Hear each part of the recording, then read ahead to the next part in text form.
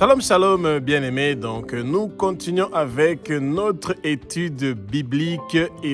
Aujourd'hui, c'est donc la 16e épisode de Comprendre la Bible en 30 jours.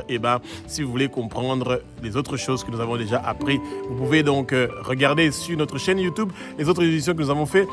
Nous avons commencé avec la série qui parle du Nouveau Testament et ça commence à partir de l'épisode numéro 15 et maintenant nous sommes au numéro 16, donc à la 16e épisode, et ça va vous ouvrir les yeux de comprendre ce que le Seigneur est en train de nous préparer dans le Nouveau Testament. Que le Saint-Esprit prenne le contrôle de ma bouche pour que ce que je veux dire, ce ne soit pas des paroles qui viennent de moi, que ce soit des paroles qui sont inspirées par le Saint-Esprit, et que le vent impétueux du Saint-Esprit commence à souffler dans le lieu où vous êtes, que les écailles tombent et que vos yeux s'ouvrent. Vous allez connaître la vérité et la vérité va vous affranchir, bien-aimés. Et toute barrière et tout agent du monde de ténèbres qui veut venir pour vous empêcher de pouvoir recevoir la parole du Seigneur, leurs plans maléfiques et diaboliques sont effacés.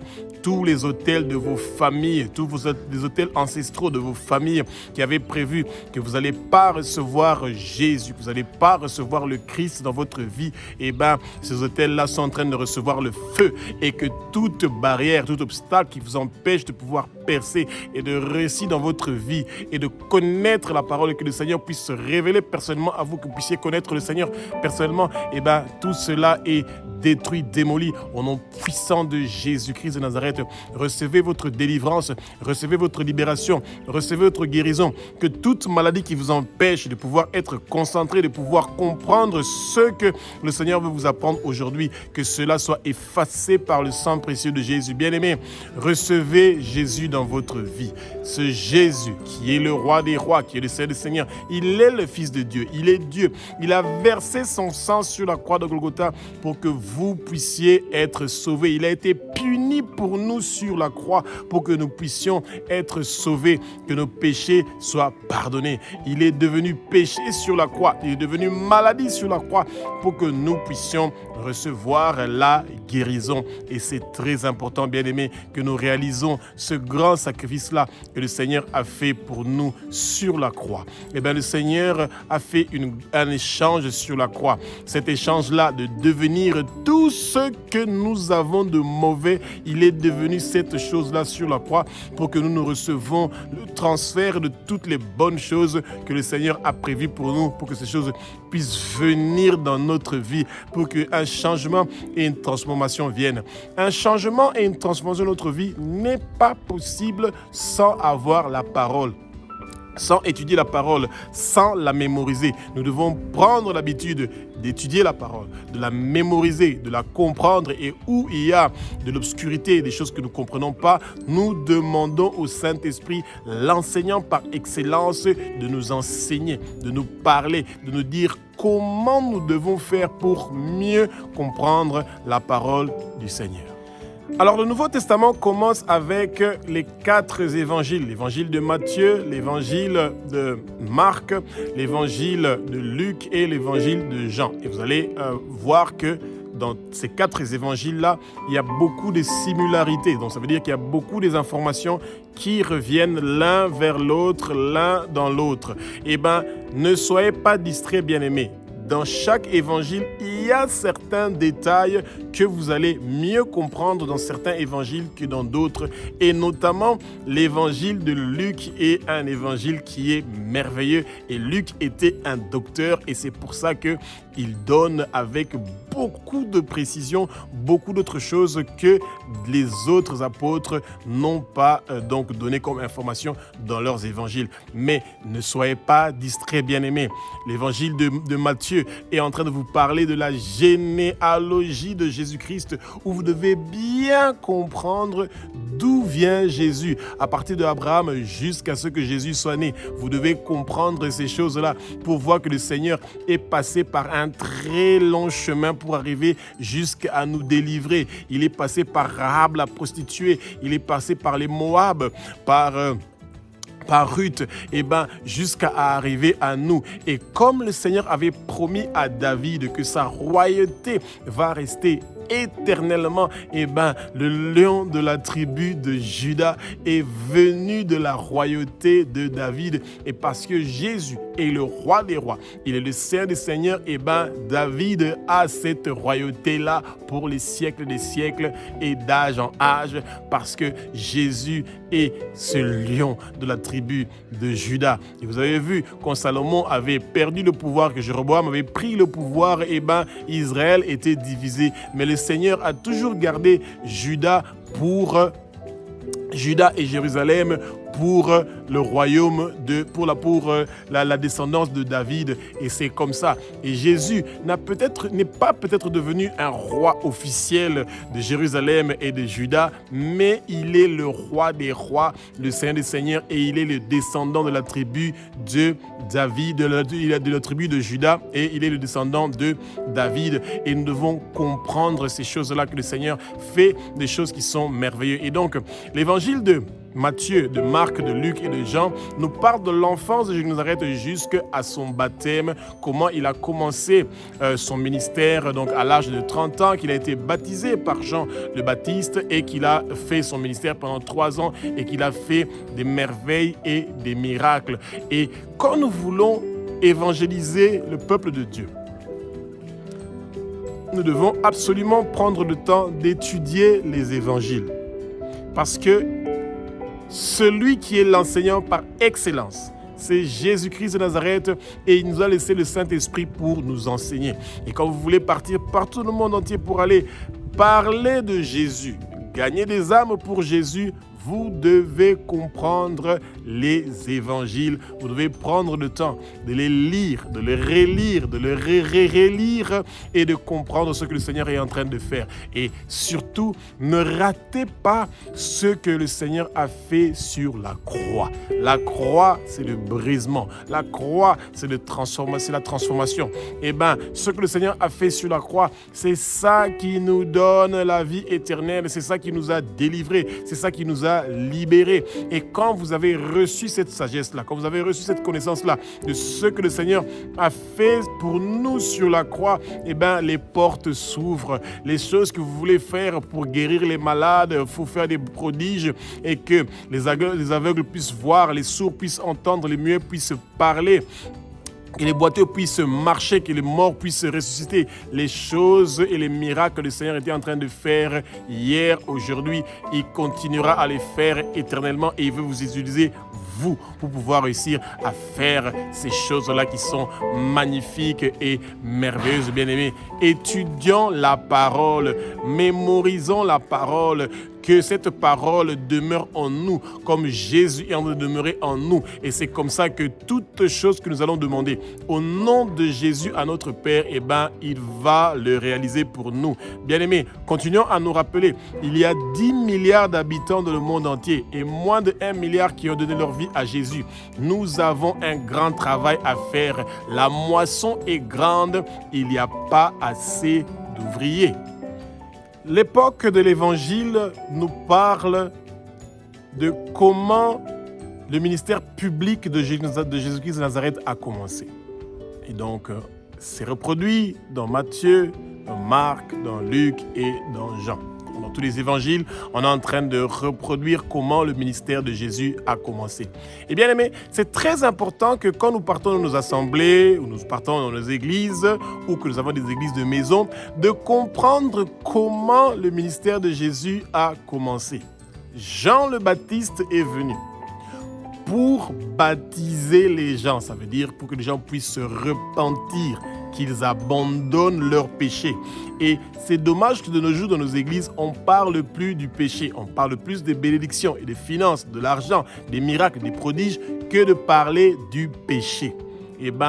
Jean est venu pour d'abord dire au peuple d'arrêter de pécher, d'abandonner leur vie pécheresse et de venir vers Dieu. Et lui, Jean, n'avait pas d'église. Il criait. C'est celui qui criait dans le désert. Et le Seigneur veut ces gens-là qui crient dans le désert pas ça c'est mon pasteur, ça c'est mon église, ça c'est notre apôtre, ça c'est notre... les gens sont devenus sectaires. Ils ont maintenant des clans, des petites tribus. Ça commence à ressembler à des petits pays, des petits groupes, des petites nations.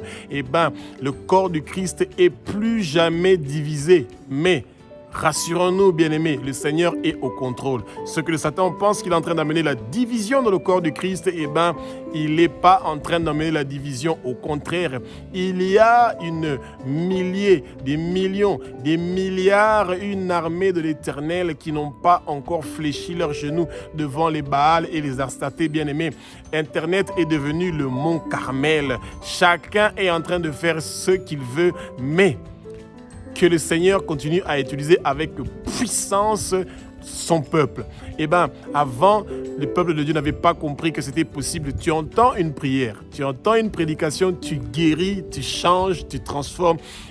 Ce que tes pasteurs étaient en train de te dire pendant des années quand tu les voyais, parce que les églises sont devenues des frigos et qu'il n'y a plus le feu du Saint-Esprit, les gens ne comprenaient pas cette parole-là. Et maintenant, même à distance, ils sont en train de recevoir ce feu-là, ce changement-là et ces miracles-là.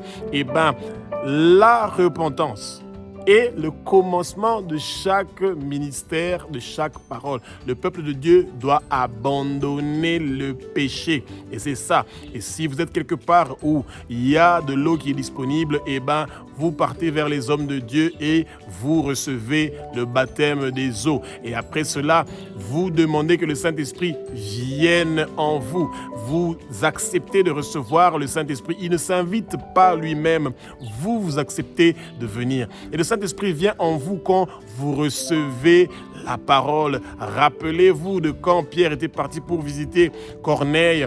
Ils n'avaient pas encore reçu le baptême de l'eau, mais quand Corneille a commencé à parler de Jésus, de ses témoignages, ils ont reçu le feu du Saint-Esprit et ils ont commencé à parler en langue. Dieu est merveilleux et souverain et il veut vous utiliser pour partir même chez les païens, même chez les inconvertis, pour pouvoir emmener son évangile. Et quand nous avons la puissance du Saint-Esprit, quand nous avons reçu le baptême de feu, il y a des grandes choses qui vont se produire. Et ensuite, quand Jésus a reçu le baptême du feu du Saint-Esprit, il a été transporté dans le désert où le Satan l'a tenté. Bien-aimé, quand Jésus est en train de nous parler, de nous dire que nous devons nous fortifier, que nous devons partir pour aller gagner des âmes pour lui, il parle de son propre témoignage. Il a été tenté par le Satan et il a répondu le Satan par ce qui est écrit dans la parole. Et c'est ça que nous, le peuple de Dieu, nous devons faire. Nous devons apprendre la parole parce que quand les moments des épreuves vont venir, quand nous allons traverser le désert, le Seigneur nous tient à la main, mais c'est la parole que nous avons lue et c'est la parole que nous avons entendue. Et cette parole-là que le Saint-Esprit va faire ressurgir, va faire remonter pour que nous puissions avoir les bonnes réponses à donner à nos ennemis, à nos détracteurs. Bien-aimés, ne cherchez pas que vos ennemis meurent. Vos ennemis doivent rester les yeux ouverts, ils doivent rester en vie pour qu'ils voient comment le Seigneur est en train de vous élever en dignité et à vous utiliser puissamment pour faire du mal au royaume de Satan. Et c'est ça qui va se passer. Nous sommes en train de vider le royaume de Satan pour prendre tout ce peuple-là et les emmener dans le royaume de Jésus-Nazareth.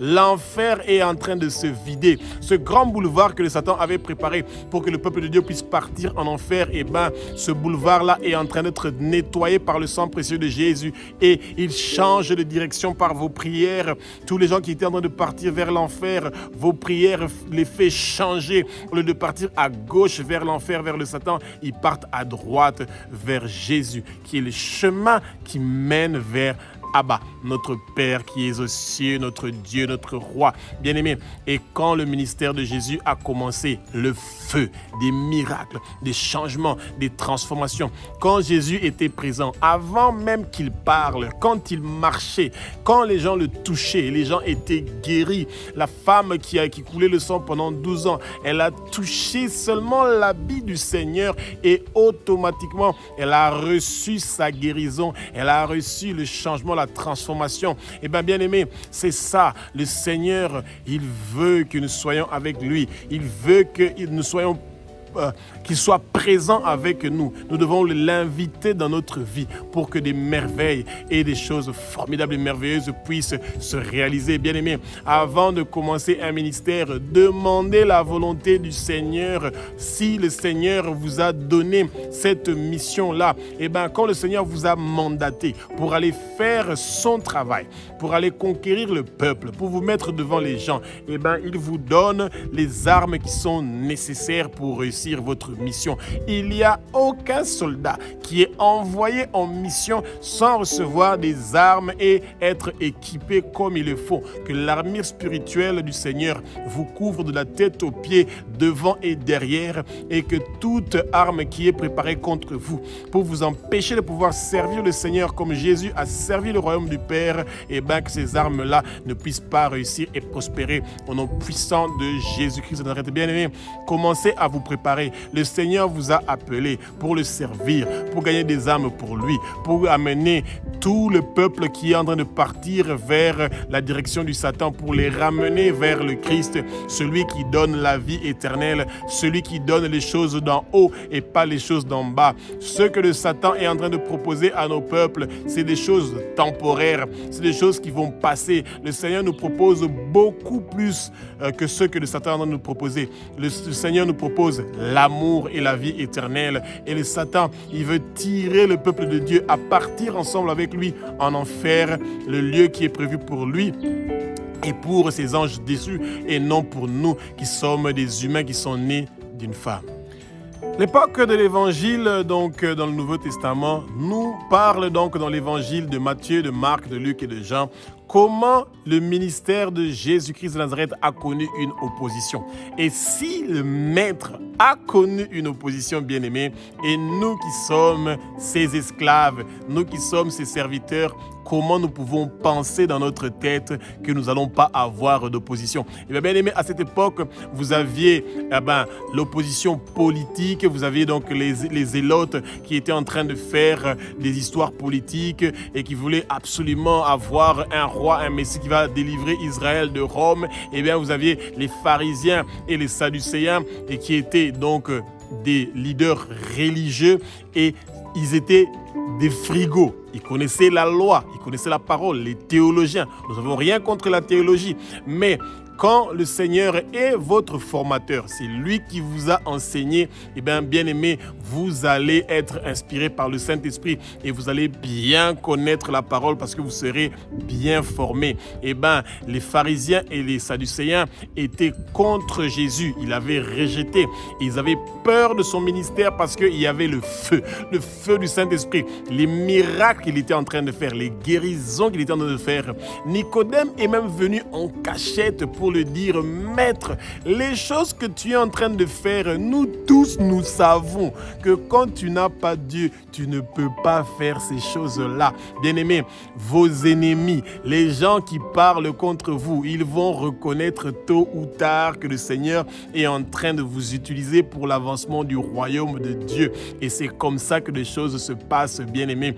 Et il y avait une forte opposition contre le ministère du Seigneur. Il y a toujours une forte opposition contre quelqu'un que le Seigneur est en train d'élever en dignité et qui est en train de faire des merveilles et des miracles, qui est en train d'enseigner le peuple de Dieu. Et c'est très important que nous soyons réveillés et que nous ne soyons pas en train de dormir, que nous prenions le temps d'étudier la parole, de prier pour que le Seigneur nous utilise, peu importe l'opposition qui se présente contre nous, pour que nous ne puissions pas réussir notre mission. Et ils ne vont pas réussir et prospérer. Tout obstacle, toute barrière, toute limitation que nos ennemis et le monde de ténèbres est en train de mettre sur notre chemin pour nous empêcher de pouvoir propager l'évangile de Jésus par le monde entier, ils ne vont pas réussir et prospérer, bien-aimés. Pourquoi? Parce que le Seigneur est ensemble avec nous. Et c'est comme ça que l'opposition que les leaders religieux avaient, ils ont prévu de piéger Jésus d'abord avec la parole. Ils n'ont pas réussi. Tous les pièges qu'ils avaient préparés contre Jésus, ça n'a pas marché. Et finalement, ils ont conclu qu'il fallait le tuer. Et c'est comme ça. Et C'est pour ça que Jésus les avait donné la parabole du vigneron et que le Père a envoyé d'abord ses serviteurs, on a tué ses prophètes, on a tué ses serviteurs et ensuite il a envoyé son fils et ils se sont dit pour que nous nous emparons de l'héritage de son fils, nous allons tuer ce fils-là et c'est comme ça qu'ils ont imaginé, ils ont fait un complot pour tuer Jésus mais ils ne savaient pas que quelque chose de grand allait se passer sur la croix, que Jésus allait partir au séjour des morts, qu'il allait arracher les clés de la mort et du séjour des morts et qu'il allait ressusciter après 3 jours et qu'il allait aussi ressusciter les morts et qu'il allait avoir le droit d'ouvrir le livre qui est écrit dedans et de dehors et qu'il est le roi des rois, le Seigneur des seigneurs, le roi de la tribu de Juda. Bien-aimés, c'est merveilleux quand nos ennemis pensent que nous sommes abattus, nous sommes aplatis et qu'ils peuvent marcher sur nous. C'est là que le Seigneur vous élève. C'est là que le Seigneur vous met debout. C'est là que le Seigneur vous donne la force. Quand vous êtes en train de traverser le désert, les épreuves, soyez fortifiés parce que le Seigneur veut faire des miracles et des merveilles dans votre vie. L'époque de l'Évangile nous parle de la mort, la résurrection et le rejet de Jésus. Bien-aimés, vous pouvez vous imaginer que le roi des rois, le Seigneur des seigneurs, qui pouvait ne pas avoir une armée qui pouvait se battre pour lui, impensable. Et c'est ça que les pharisiens et les sadducéens avaient pensé. Ils ont incité le peuple de choisir un meurtrier, Barabbas. Nous avons choisi un meurtrier pour qu'il soit libéré au lieu de choisir Barabbas. Avec tous les miracles, tous les prodiges que le Christ avait fait pour nous, mais quand même nous avons choisi un meurtrier. Bien-aimé, c'est bizarre. Le lundi, on dit Hosanna, roi des rois, il est sur un âne, on met des pagnes et il marche sur cela, on a les rameaux, et etc. 5 jours plus tard, on dit crucifiez-le. Qu'est-ce qui s'est passé pendant ces 5 jours-là pour que la haine vienne dans le cœur des gens, pour que les gens puissent rejeter Jésus, le Christ, le roi des rois?